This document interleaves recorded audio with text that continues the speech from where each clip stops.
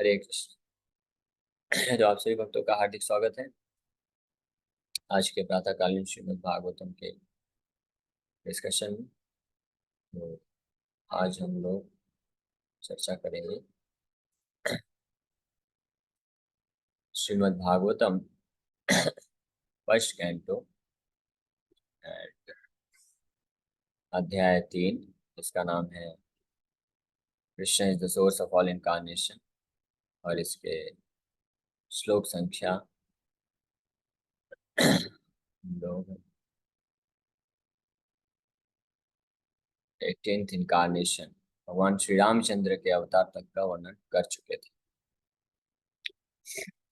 18th incarnation 18वें अवतार के रूप में भगवान रामचंद्र प्रकट होते हैं। नर देवत्व आपन्न सुर कार्य चिकीर्षया समुद्र निग्रहादीनि चक्रे वीर्यान्यतः परम।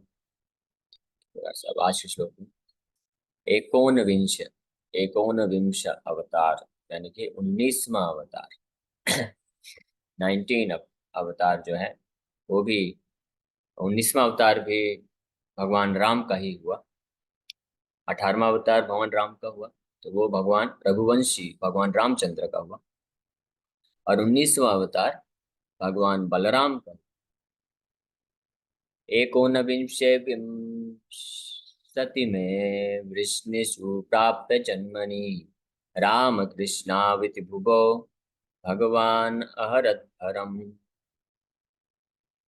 In the 19th and 28th incarnations 19वां और 20वां अवतार के रूप में the Lord advented himself as Lord Balaram and Lord Krishna in the family of Vrishni, the Yadu dynasty, and by so doing he removed the burden of the world.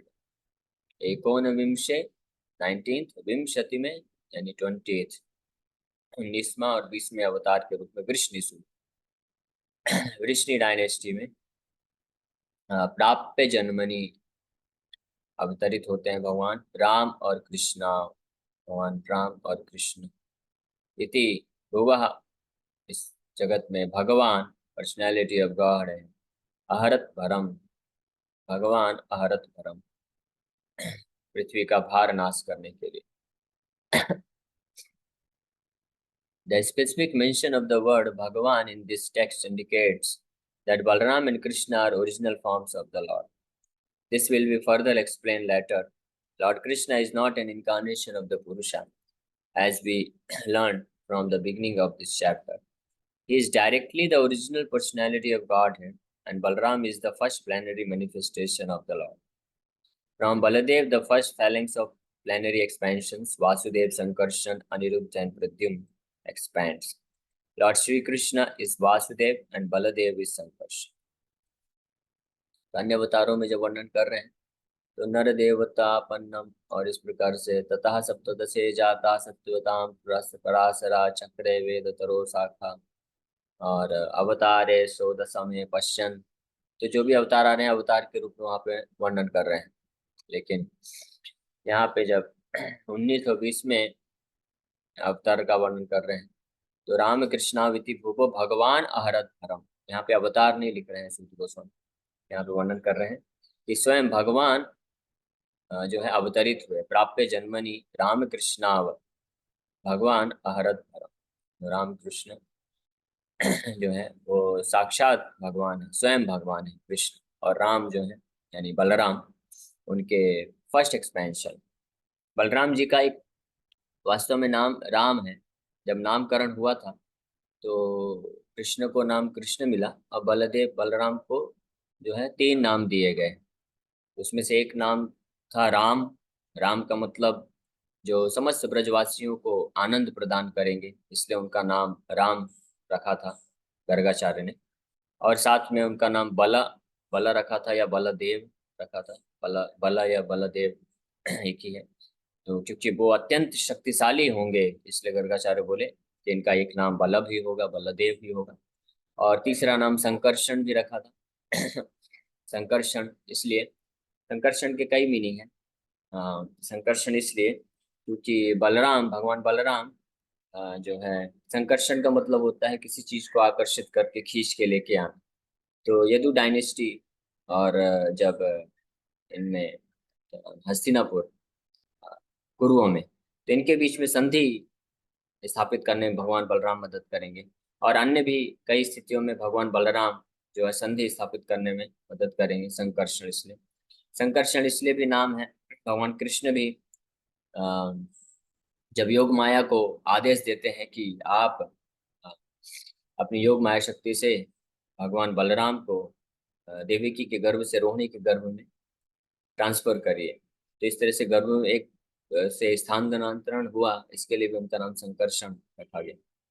और संकर्षण इसलिए भी क्योंकि यमुना माता को वो खींच के लेके आए थे, जब यमुना माता भगवान बलराम के पास जाने से जो है मना कर रही थी।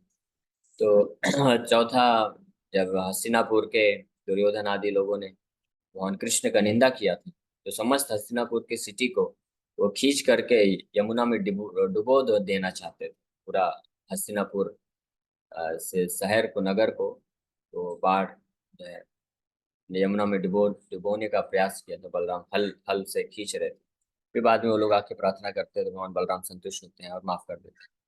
इसलिए इसलिए राम और बलराम, बलदेव और संकर्षण, इस प्रकार से कई नामों से विख्यात भगवान बलराम।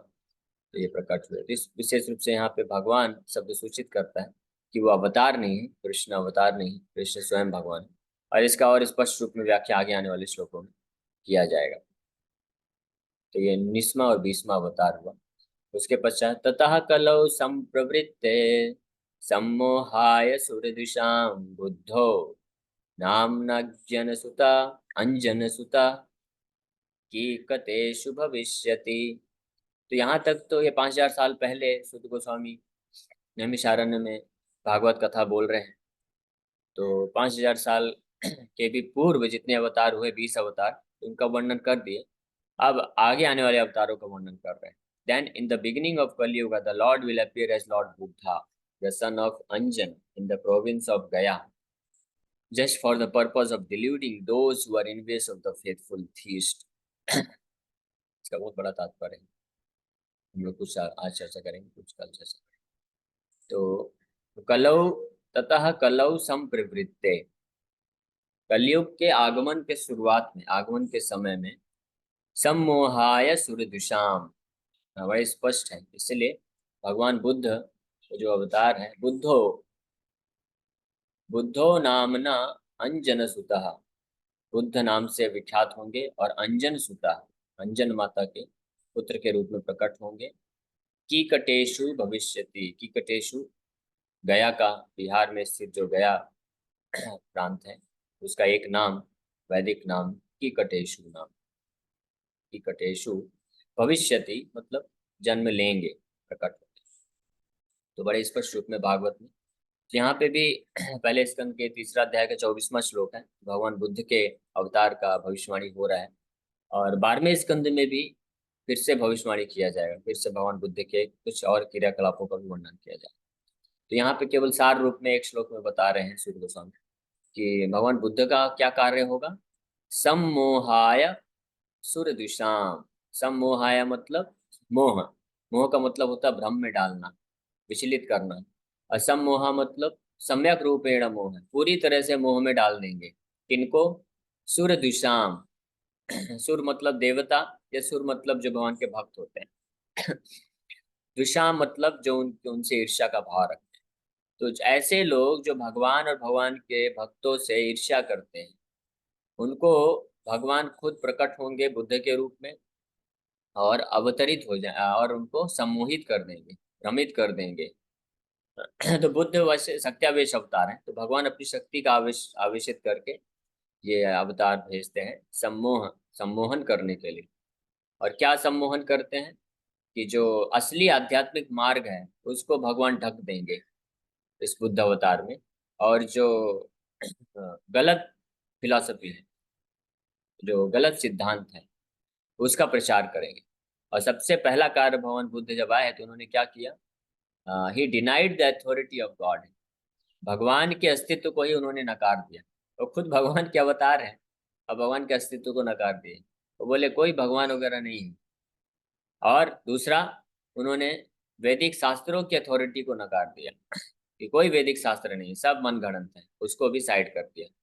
और तीसरा, जीवात्मा के अस्तित्व को भी नकार दिया कि कोई आत्मा वगैरह नहीं होती, ये शरीर ही सब कुछ है, आत्मा कुछ नहीं होता है। ये तीनों चीज को साइड कर दिया, इसीलिए मोह, सम्मोह बोला गया है। तो जो व्यक्ति अपने स्वरूप के बारे में नहीं जानता है कि मैं कौन हूं, मैं जीवात्मा हूँ, और जो व्यक्ति वो मोहित है, जो अपने स्वरूप के बारे में नहीं जानता है, भगवान के स्वरूप के बारे में नहीं जानता है और भगवान के अपने संबंध को नहीं जानता है, तो वो सम्मोहित। जो लोग ये जानते हैं कि हम आत्मा हैं, भगवान भी आत्मा है, ब्रह्म है, तो सब कुछ ब्रह्म है, वो मोहित है जो मायावादी कहलाते हैं, कि जो सब कुछ सर्वम खलौ इदम ब्रह्म, सब कुछ ब्रह्म है, तो वो लोग को मोहित बोला जाता है कि वो भ्रमित है। लेकिन पूर्ण रूप से भ्रमित नहीं है। कम से कम वो ये तो समझते हैं कि हम लोग ये शरीर नहीं है, हम लोग ब्रह्म है, हम लोग आत्मा है, हम लोग नश्वर, हम लोग नश्वर नहीं, हम लोग का मृत्यु नहीं होता है, हम लोग सनातन है, ब्रह्म है, आध्यात्मिक है, सच्चिदानंद है। ये तो कम से कम वो लोग स्वीकार कर लेते हैं। लेकिन मोहित इसलिए हैं क्योंकि वो ब्रह्म और परम ब्रह्म को एक कैटेगरी में डाल देते हैं। भगवान परम ब्रह्म है, इस बात को नहीं समझते हो, तो दोनों को एक समान समझ लेते हैं, इसलिए मोहित है।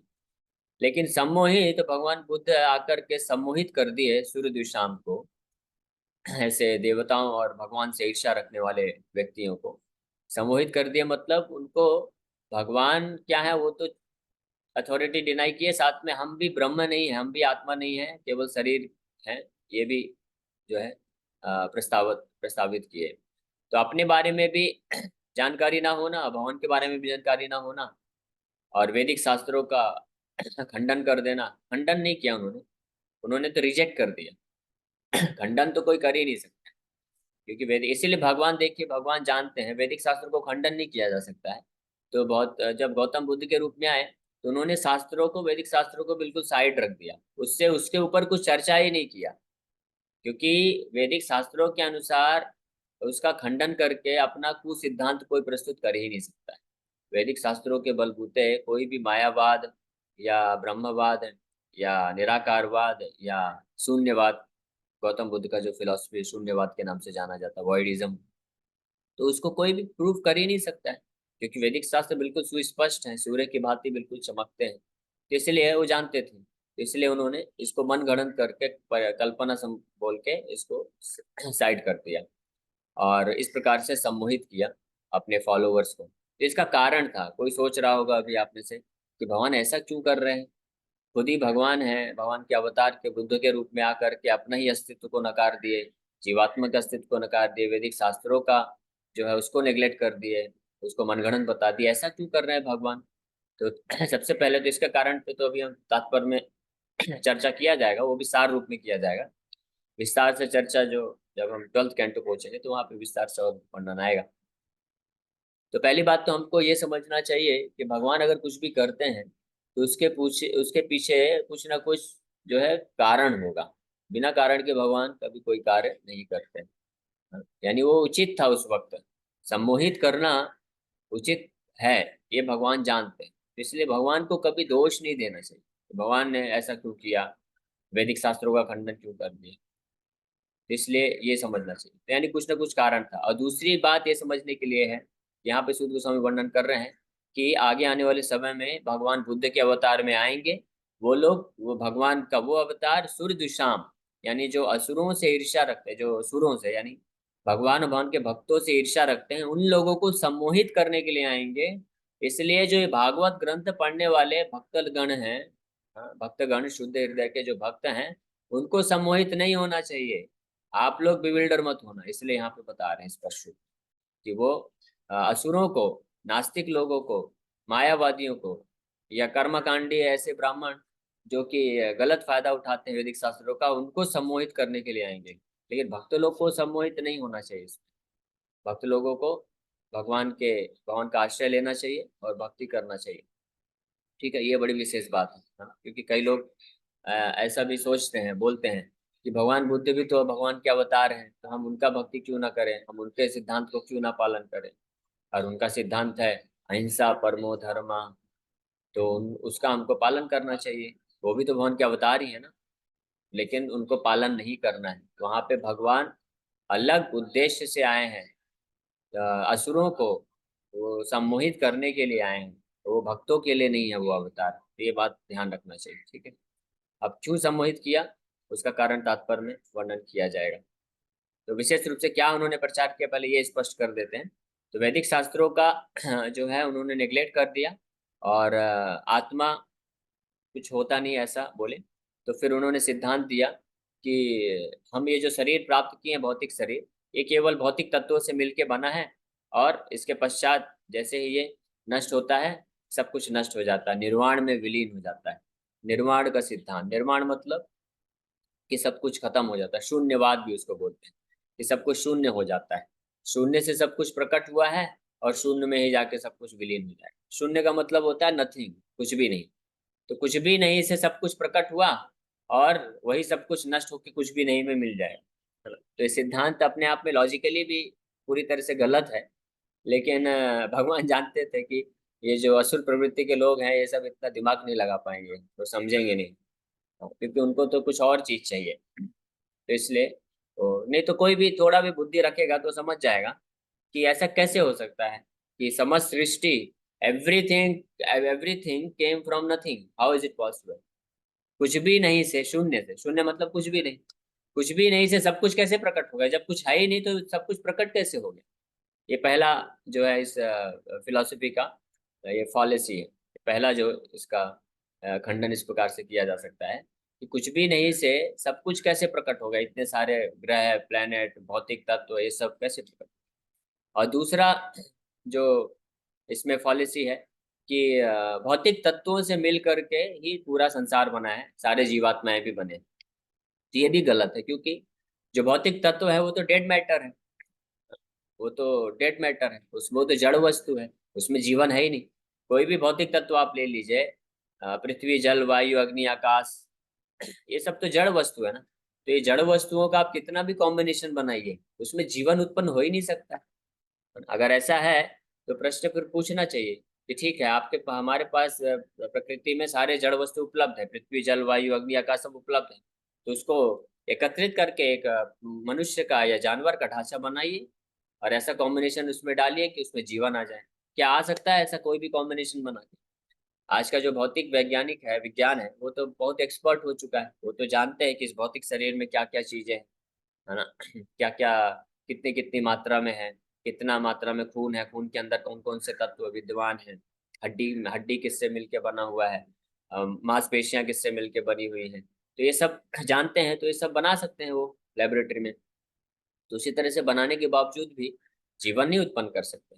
अरे इतना तो छोड़िए, हम तो इतना बोलते हैं कि कोई व्यक्ति मृत हो गया है, आपको अलग से ठीक है, आप ढांचा मत बनाइए भौतिक तत्वों को ला करके, आप बोलेंगे कि वो बहुत कठिन है, इतना स्किन कैसे बनाएंगे, आंख कैसे बनाएंगे, और खून कैसे बनाएंगे। तब तो हमको मालूम है कि क्या क्या मांसपेशियों में, हड्डियों में, खून में कौन कौन से तत्व विद्वान है, वो हम बता सकते हैं। लेकिन उसको बनाना, ये हमारे पास ऐसा मशीन अभी है नहीं, तो फ्यूचर भविष्य में देखेंगे तब बनाएंगे। ठीक है, चलिए मान लेते हैं कि आपके पास वैसा मशीन नहीं है, तो आप बना नहीं सकते हैं। तो कम से कम आप जो शरीर बना हुआ है, वो जब मृत हो जाता है तो उस शरीर में तो सारे तत्व हैं, उसमें तो किसी तत्व की कमी हुई नहीं है। तो वो मृत हो गया है, हार्ट बीट बंद हो गया है, तो बस आप उसको स्विच ऑन कर दीजिए ना, कम से कम इतना तो कार्य कर दीजिए आप। चलो ये मशीन नहीं बना सकते, बहुत कॉम्प्लिकेटेड मशीन, तो कम से कम जो मशीन खराब हो गई है, तो उसको आप सब कुछ जानते हैं, कौन सा वायर कहाँ पे अटका हुआ है, कहाँ पे क्या क्या फंक्शनिंग होता है, तो उसको ठीक करके, रिपेयर करके ठीक कर दीजिए, वापस से जीवित कर दीजिए। क्या तकलीफ है? बोलेंगे नहीं नहीं, वो शरीर खराब हो गया है, बूढ़ा हो गया है, तो इसलिए मशीन जो है ओल्ड, एक्सपायर हो गया है। तो एक्सपायर मशीन की बात नहीं कर रहे हैं, नौजवान शरीर। मान लीजिए कोई 20-25 साल का नौयुवक है, और उसको अचानक से हार्ट अटैक आ गया, हार्ट अटैक आ जाता है ना आजकल, नौ नौ युवकों को भी हार्ट अटैक आ जाता है। तो कोई नौयुवक है 25-30 साल का, उसको हार्ट अटैक आ गया, उसको मृत्यु हो गई, तो अभी उसके शरीर में तो सब कुछ है, और वो नौयुवक भी है, नौजवान भी है, उसका मशीन तो एक्सपायर नहीं हुआ है, ये शरीर मशीन है। यंत्र रूढ़ानी माया भवन, कृष्ण गीता में बोलते हैं। तो अगर वो पूरा नवयुवक है, सारे केमिकल उसके सब तरोताजा हैं, तो बस कुछ हार्ट अटैक आया है कुछ, है ना, शॉर्ट सर्किट हो गया है अंदर से, तो आप उसको बना दो, उसको वापस से जीवित कर दो, तो नहीं कर सकते। तो इसका मतलब ये प्रूफ होता है कि ये जो भौतिक शरीर है, ये केवल भौतिक तत्वों के कॉम्बिनेशन से भौतिक तत्वों को मिला करके इसमें जीवन उत्पन्न नहीं हुआ है। ये कोई भी छोटा बच्चा भी इस बात को समझ सकता है, बिल्कुल कठिन नहीं है। इससे प्रूफ होता है कि हम ये शरीर नहीं बस हैं, इसके अंदर जीवन को देने वाला एक आत्मा उपस्थित है। बड़े आसानी से प्रूफ हो जाता है। तो भौतिक तो इस प्रकार से गौतम बुद्ध ने जो फिलॉसफी दिया तो पूरी तरह से गलत है। कोई थोड़ा भी शुद्ध बुद्धि का होगा, यानी बस असुर नहीं होना चाहिए। अगर आसुरिक प्रवृत्ति का होगा तो चाहे कितना भी बुद्धिमान हो, आईआईटी हो, पीएचडी हो, तब इस बात को समझ नहीं पाएगा। लेकिन अगर कोई थोड़ा भी शुद्ध बुद्धि का होगा, सुर सुर होना चाहिए, सुर मतलब देवता, असुर नहीं होना चाहिए, तो वो समझ जाएगा कि ये सिद्धांत गलत है। ये बस सुर, जो सूर्य दुष्याम है, यानी भक्तों के जो द्वेषी लोग हैं, ईर्ष्यालु लोग हैं, उनको भ्रमित करने के लिए, सम्मोहित करने के लिए भगवान ने एक विशेष प्रकार का अवतार लिया। और केवल ऐसे लोग ही सम्मोहित हो जाते हैं, बिविल्डर हो जाते हैं, वो समझ नहीं पाते हैं। है ना? मैं तो कई कई बार ऐसे लोगों से सामना होता है जो बुद्धिस्ट धर्म को पालन करते हैं और बोलते हैं कि बुद्ध का फिलॉसफी सब कुछ है, गीता भागवत कुछ ऐसा गलत। तो और बड़े बड़े कुछ पढ़े लिखे भी होते हैं, लेकिन इतना छोटा सा प्रश्न का उत्तर नहीं दे पाते हैं वो। हाँ, कि ये भौतिक तत्व है जो कि जड़ वस्तु है, डेड मैटर है, इनका कॉम्बिनेशन से जीवन कैसे उत्पन्न हुआ, आप प्रूफ करिए, बताइए। और अगर ठीक है आप बोलते हैं हम प्रूफ नहीं कर सकते अभी, तो कम से कम आप सब बोलते हैं कि जो भौतिक तत्व कॉम्बिनेशन से है, तो फिर जीवन जब चला जाता है तो उसको इलाज क्यों नहीं कर पाते आप, उसको मृत्यु से वापस क्यों नहीं ला पा रहे हैं? इसका क्या प्रश्न, इसका उत्तर क्या है आपके पास? ये पहला चीज। और दूसरा कि पूरा संसार निर्वाण से आया है, निर्वाण में जाके विलीन हो जाएगा, तो सब कुछ शून्य से आया है, शून्य में चला जाएगा, तो ये भी क्या लॉजिकल चीज है कि शून्य से आया है? ये तो वही बात हो गई, कोई जादू थोड़ी ना है कि अभी एक हम किसी जगह में गए और वहां पे कुछ था नहीं, और अगले दिन आए वहां पे एक बहुत बड़ा बिल्डिंग बन गया। तो किसी ने पूछा ये बिल्डिंग किसने बनाया, कहाँ से आया? बोला कहीं नहीं से, अपने आप ही प्रकट हो गया है। कुछ भी नहीं था, कुछ भी नहीं से सब कुछ पूरा बिल्डिंग प्रकट हो गया। और अगले दिन गए तो बिल्डिंग खत्म हो गया, ढेर भी नहीं बचा। तो पूछे कि बिल्डिंग कहाँ गया? वो कुछ नहीं से आया था, कुछ समय के लिए बिल्डिंग बना, और कुछ नहीं में जाके विलीन हो गया। अरे तो अगर चलो ठीक है विलीन हो गया, वो नष्ट हो गया, तो उसका कुछ अंश तो मिलना चाहिए ना, रेमिनेंट तो मिलना चाहिए, होता तो गया किधर? इस प्रकार से इसका कोई उत्तर उनके पास नहीं रहता है। तो ये इसलिए जो भक्त लोग हैं उनको इस फिलॉसफी से, कुछ गलत सिद्धांत से भ्रमित नहीं होना चाहिए। भगवान ये किए, गौतम हम लोग गौतम बुद्ध का हम लोग जो है निरादर नहीं कर रहे हैं, ये समझने वाली बात है। गौतम बुद्ध तो भगवान के अवतार हैं, और हम लोग दशावतार स्रोत जो भजन है वो कल गाएंगे, तो उसमें गौतम बुद्ध का भी हम लोग प्रार्थना करते हैं, उनका भी भजन करते हैं, उनका भी हम नमस्कार करते हैं, उनका गुणगान करते हैं। क्योंकि वो तो भगवान उस रूप में आए, वो लेकर के धोखा देने का उनका उद्देश्य था, तो इसलिए उन्होंने इस प्रकार का गलत सिद्धांत का प्रचार किया भ्रमित करने के लिए। तो इसलिए गौतम बुद्ध सम्मोहित करने के लिए आए, और क्या उन्होंने मोहित किस रूप से सम्मोहित किया? इन लोगों को जो ईर्ष्यालु हैं, भक्तों से दोषी जन है, उनको ये बता करके कि कोई आत्मा परमात्मा नहीं होता है, और केवल ये शरीर ही सब कुछ है। और अल्टीमेटली अगर आप इस शरीर के कार्य, जब तक आप शरीर के कार्यों को करते हैं तब तक आपको दुख मिलता है। इसलिए अगर आप शारीरिक सारे समस्त प्रकार के भौतिक कार्यों को त्याग देते हैं तो आप जो है निर्वाण शांति को प्राप्त कर लेंगे। हाँ, और फिर मृत्यु के पश्चात निर्वाण में जाके विलीन हो जाएंगे, आपका अस्तित्व खत्म हो गया। जब तक आपका अस्तित्व रहेगा इस संसार में तब तक आपको दुख मिलना है। है ना? तो इनडायरेक्टली अगर बोला जाए तो ये सिद्धांत का मतलब ये है कि आप आत्महत्या कर लो। कोई व्यक्ति है जो बहुत इस संसार में दुख भोग रहा है, कष्ट भोग रहा है, और बीमारियां हो रही हैं, तो उसको बोला है आप जब तक जीवित रहोगे देखो आपको कष्ट होने वाला है, ठीक है, तो एक काम करो आपका अस्तित्व खत्म कर दो, तो आपको शांति मिल जाएगी, निर्वाण हो जाएगा, यानी आप सुसाइड कर लो। ये एक तरह से ऐसा है।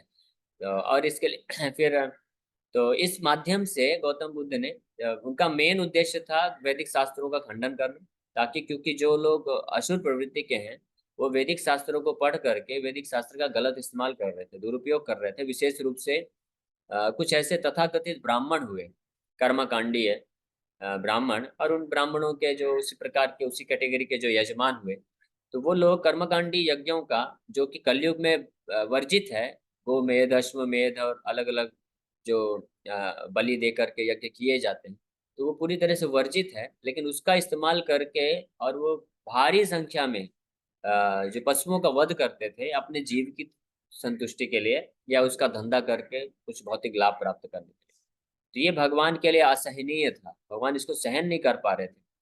तो इसलिए भगवान डिसाइड किए कि इससे अच्छा तो है वैदिक शास्त्रों का पूरी तरह से खंडन करा देता हूँ अभी कुछ समय के लिए, ताकि ये जो गलत तरीके से ये लोग इसका इस्तेमाल कर रहे हैं वो इससे अलग हो जाए। और उनको मैं फिर अहिंसा परमो धर्म ये संदेश दूंगा कि अहिंसा परम धर्म है, इसका पालन करो। जब तक आप हिंसा करेंगे तब तक आपको दुख इस संसार में मिलता रहेगा, इसलिए हिंसा को छोड़ दो, अहिंसा परमो धर्म। तो ये एक अच्छी बात बोल सकते हैं कि गौतम बुद्ध का महान कंट्रीब्यूशन है कि उन्होंने ऐसे जो असुर प्रवृत्ति के लोग हैं, जो हिंसा करते थे, मांसाहार वगैरह करते थे, तो उनकी कृपा से वो लोग अहिंसक बन गए। और जो है सतोगुण, मैं सतोगुण तो नहीं बोल सकते क्योंकि इग्नोरेंस अज्ञानता है, लेकिन सतोगुण की तरफ एक स्टेप आगे बढ़े, ताकि फिर इस प्रकार से अहिंसक बने रहेंगे। और मौन चुप रहने के लिए बोला, ज्यादा कुछ बकवास मत करो, चर्चा मत करो। केवल ये जानो कि सब कुछ निर्वाण में जाने वाला है, विलीन होने वाला है। कोई आत्म तत्व, ब्रह्म तत्व, भगवत तत्व कुछ नहीं होता, ये संसार केवल मोह है। इसमें रह के कोई फायदा नहीं है। कोई कार्यकलाप, भौतिक कार्यकलाप को त्याग दो और हिंसा मत करो, चुपचाप रहो और किसी तरह से जीवन जो को है नष्ट हो जाने दो, और इस प्रकार से निर्वाण प्राप्त करो, उसी में तुमको शांति मिल जाएगी। तो ये एक बहुत महान कंट्रीब्यूशन है, बहुत बड़ा कंट्रीब्यूशन, योगदान है गौतम बुद्ध का, कि ऐसे लोग जो कि हिंसा करते थे, जो बकवास करते थे, बकवास का मतलब होता है कि जो व्यर्थ चर्चाएं हैं, वो प्रवचन करेंगे और वही मायावाद बोलेंगे, निराकारवाद बोलेंगे या कर्मकांड बोलेंगे। तो ये सबसे भ्रमित ना हो जाएं लोग, साधारण इनोसेंट पब्लिक जो है। इसलिए उनको बोले आप चुपचाप रहो और आप केवल अहिंसा परम धर्म का पालन करो, और बाकी लोगों को फिर भक्त जो वैष्णव लोग हैं वो लोग प्रचार करेंगे और भक्त बनेंगे। फिर कालांतर में गौतम बुद्ध की फिलॉसफी को खंडन किया श्रीपाद शंकराचार्य ने। तो वो फिर अलग रीजन है कि उन्होंने भी फिर किस प्रकार से स्टेप बाय स्टेप वो लेके गए, और फाइनली फिर हमारे चार वैष्णव संप्रदाय के महानाचार्य प्रकट होते हैं और शुद्ध वैष्णव जो सिद्धांत है उसको स्थापित करते हैं। और अंततः श्रीमान चैतन्य महाप्रभु प्रकट होते हैं, और सारे वैष्णव संप्रदायों का भी जो अल्टीमेट निष्कर्ष है, जो पूर्ण तत्व है, अचिंत्य भेद अभेद तत्व को प्रकाशित करते हैं, जो हाईएस्ट कंक्लूजन है सारे शास्त्रों का। ठीक है, तो इसी के साथ यहीं पे विराम करते हैं। Thank you very much.